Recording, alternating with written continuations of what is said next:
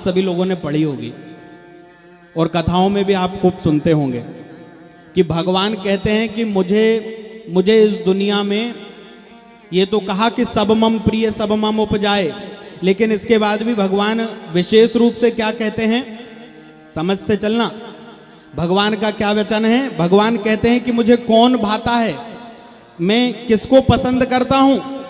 तो स्वयं भगवान ने कहा कि निर्मल मन जन सो मोहि पावा, निर्मल मन जन सो मोहि पावा, निर्मल मन जन सो मोहि पावा, निर्मल मन जन सो मोहि पावा, मोहि कपट छल छेत्र न भावा, मोहि कपट छल छेत्र न भावा।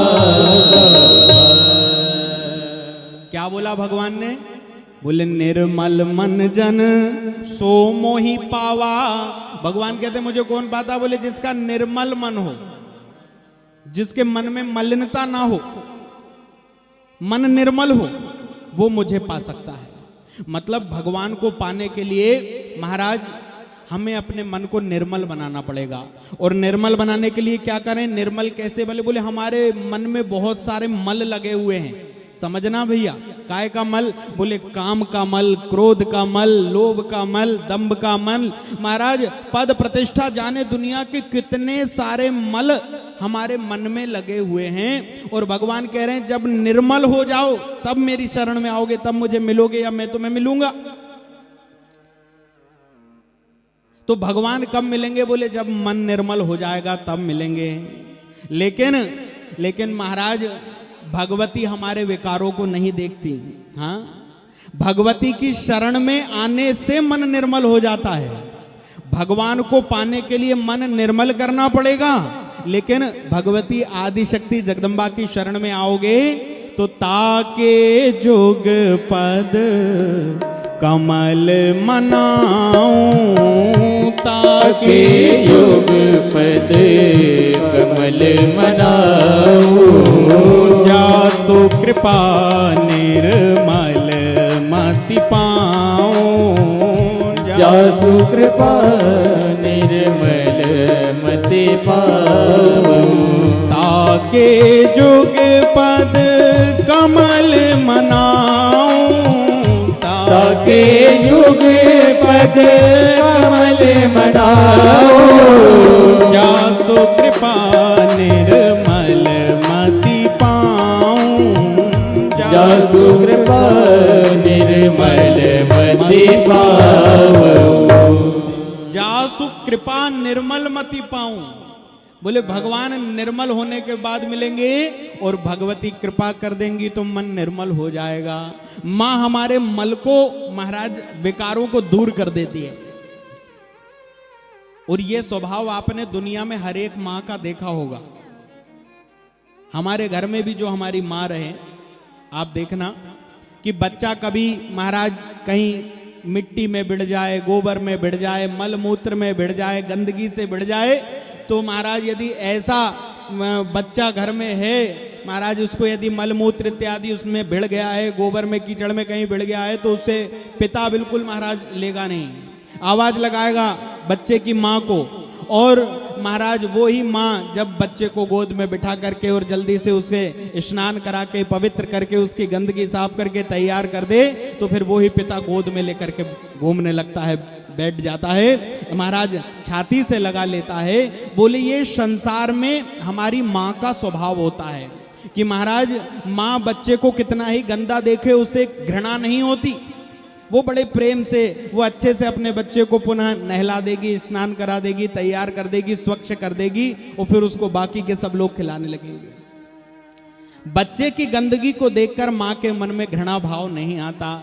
बोले वो ही आदि शक्ति माँ जगदम्बा है, महा पराम्बा नारायणी है कि हमारे अंदर महाराज काम का मल लगा है, क्रोध का मल लगा है, द्वेष का, ईर्षा का, महाराज हमारे अंदर नाना प्रकार के जो दुर्गुण रूपी मल लगे हुए हैं, माँ जगदम्बा की कथा सुनोगे तो क्या होगा?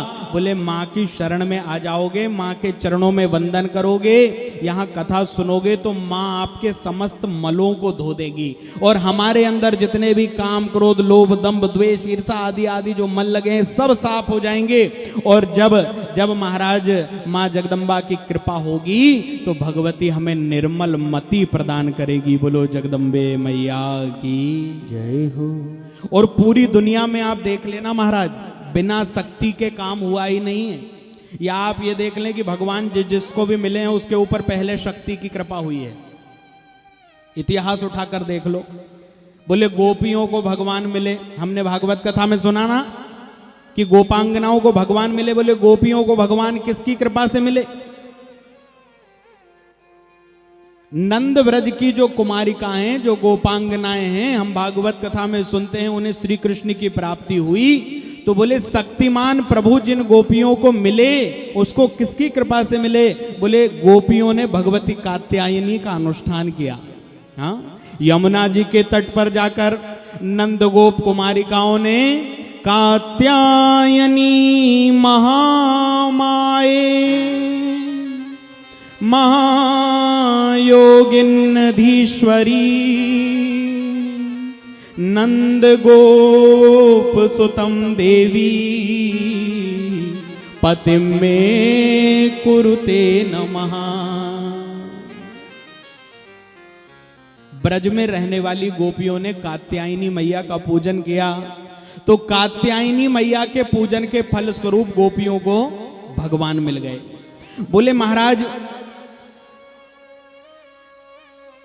त्रेता युग में जब भगवान लीला करने आए, भगवती आदिशक्ति मां जानकी मैया को भगवान मिले, सीता मैया को भगवान राम मिले। बोले किसकी कृपा से? माता आप देखें मानस उठा करके महाराज, चाहे रुक्मणी जी को श्री कृष्ण रूपी परमात्मा की प्राप्ति हुई या भगवती सियाजू को राम रूपी परमात्मा की प्राप्ति हुई, तो पहले दोनों ने ही भगवती आदिशक्ति का पूजन किया है, मां जगदम्बा का पूजन किया है। माता सीता महाराज जब भगवान जनकपुर में पहुंच गए राम जी, और धनुष यज्ञ का मेला है, जो धनुष तोड़ेगा वो सीतापति होगा, ये महाराज जनक ने प्रण ले लिया है। तो इधर धनुष रंगशाला में रखा गया और उधर माता सुनैना ने क्या किया? बोले माता सुनैना जानती हैं कि राम की प्राप्ति सीता को बिना भगवती की कृपा के नहीं हो सकती। तो बोले गिरजा पूजन जननी पठाए। भगवती मां सुनैना ने माता सीता को क्या कहा? बोले जाओ बेटा, जाकर के भगवती गौरी की पूजन करके आओ, भगवती जगदम्बा की पूजन करके आओ। और मां आदिशक्ति भगवती को रिझाने के लिए सीता मैया चली कि जय जय गिरिवर राज किशोरी, जय जय गिरिवर राज किशोरी, जय महेश मुख चंद चकोरी, जय महेश मुख चंद्र चकोरी, जय गज बदन सडानन माता, जय गज बदन सडानन माता, जगत जननी दामिनी दोति गाता, जगत जननी दामिनी द्युति गाता। जय जय गिरिवर राज गौरी का पूजन किया और अंबिका मैया की कृपा से ही सियाजू को भगवान मिले। बोले महाराज रुक्मणी मैया ने भी जाकर के देवी पूजन किया और वहीं से भगवान हरण करके लेकर गए। अच्छा देखो,